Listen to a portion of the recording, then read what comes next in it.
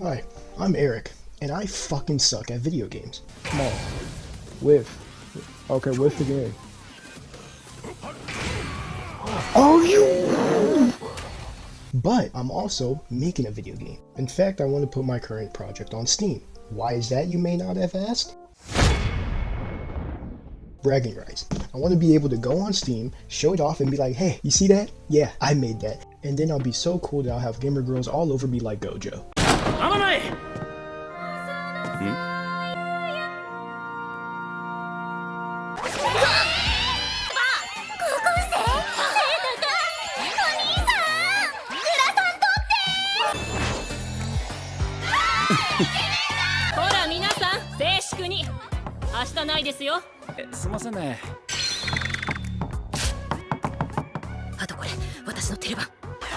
So now that I got your attention, you must be thinking, what type of game is this nigga making?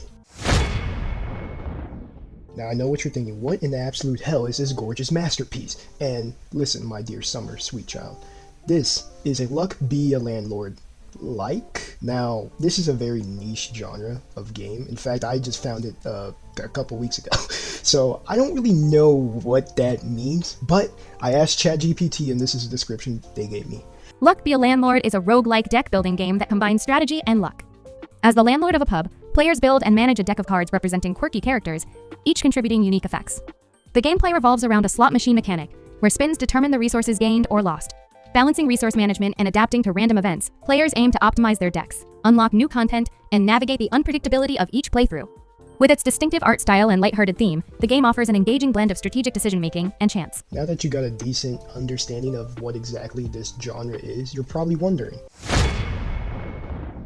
In-game of Devil is a huge inspiration for my game. What other games in this genre do, which I don't like, is basically take Luck Be A Landlord and change the narrative, which isn't bad, don't get me wrong. If it ain't broke, don't fix it.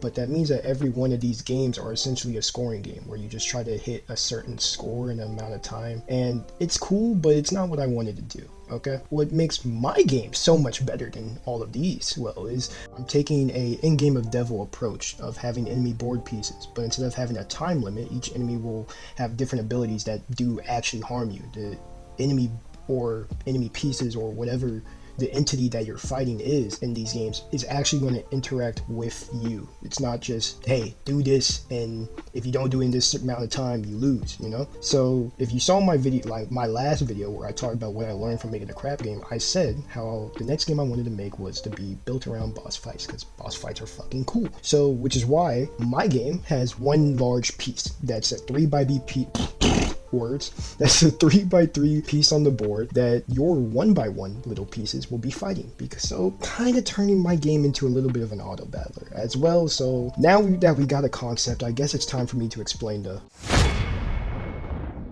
Alright, I have the game set into a couple of different phases, kind of like Yu-Gi-Oh! First, we place the enemies, simple enough, self-explanatory. Then we place our units, simple enough, self-explanatory. Then is the cooldown and effects phase, which is essentially meaning if any enemy has a cooldown effect, you know, meaning it has a then the player attacks. Then the enemy attacks you is, well, actually, then we kill off all of any dead enemies. Then the enemy attacks you.